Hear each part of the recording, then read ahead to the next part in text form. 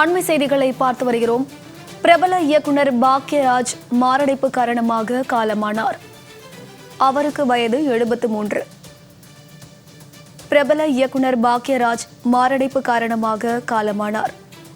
அண்மை செய்திகளாக பார்த்து வருகிறோம். பிரபல இயக்குனர் பாக்யராஜ் மாரடைப்பு காரணமாக காலமானார். இது குறித்தான மேலும் விவரங்களை கொடுப்பதற்காக செய்தியாளர் ஆனந்தராஜ் இணைப்பில் இருக்கிறார். அவரிடம் பேசலாம். வணக்கம் ஆனந்தராஜ், விவரங்கள். வணக்கம். தமிழ் சினிமாவில் குறிப்பிடத்தக்க இயக்குநராகவும் புகழ்பெற்ற இயக்குநர் விளங்கியவர் தான் நடிகர் பாக்யராஜ். அந்த இயக்குநர் பாக்யராஜ் இவர் இன்று காலை மாரடைப்பு காரணமாக சென்னையில் உள்ள தனியார் மருத்துவமனையில் காலமாயிருக்கிறார். 73 வயதான பாக்யராஜ் நடிகராகவும் இயக்குநராகவும் பல்வேறு படங்களை இயக்கி தமிழ் சினிமாவில் திரைக்கதைக்கென்ற ஒரு மிகப்பெரிய ஆளுமையாக பார்க்கப்பட்டார்.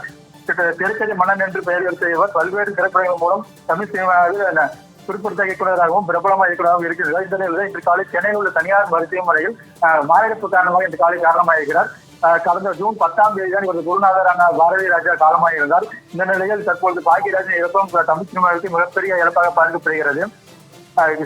ஈரோடு மாவட்டத்தில் வெள்ளாங்கல்லில் சேர்ந்த பாக்யராஜ் 1977ஆம் ஆண்டு பாரதி ராஜா இயக்கிய 16 வயதுகளில் என்ற திரைப்படத்தின் மூலம் உதவி இயக்குநராக அவரிடம் அறிமுகமானார். அந்த படத்தில் இவரது கதை திரைக்கதை வசனங்கள் மிகப்பெரிய அளவில் பேசப்பட்டது.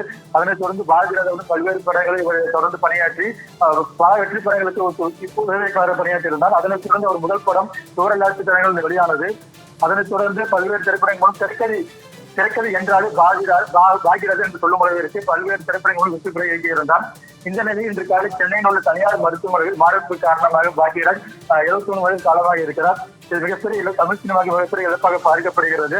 புதிய வருஷ படத்தில் பாரதிராஜா இயக்கிய புதிய வருஷ படத்தில் சிறிய வயதில் நடித்திருந்தார். அதனைத் தொடர்ந்து பாரதிராஜா இயக்கிய பல்வேறு படங்களில் கதை திரைக்கதையில் இவரது பங்கு மிகவும் பேசப்பட்டது. அது மட்டும் மௌன ராகங்கள், அந்த 7 நாட்கள், முந்தானை முடித்து பொருட்பட்ட பல்வேறு திரைப்படங்கள் வெற்றி படங்கள் அடங்கும்.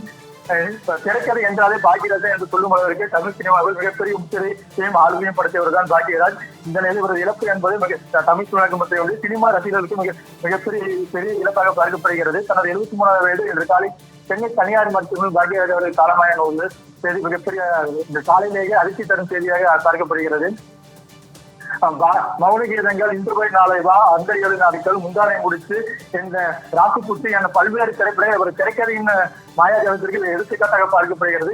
அது தமிழ் சினிமாவை பொறுத்தவரையில் கதை திரைக்கதை என்றாலே பாக்யராஜ் தான் என்று சொல்லும் அளவிற்கு மிகப்பெரிய புரட்சியை ஏற்படுத்தியவர் இந்த பாக்யராஜ். இந்த நிலையில் இன்று காலை சென்னை தனியார் மருத்துவமனையில் இவர் காலமாக இருப்பது மிகப்பெரிய அதிர்ச்சியையும் ஆழ்ந்த அனுதாபத்தையும் வருத்தத்தையும் தமிழ் சினிமாக்களுக்கு ஏற்படுத்தியிருக்கிறது.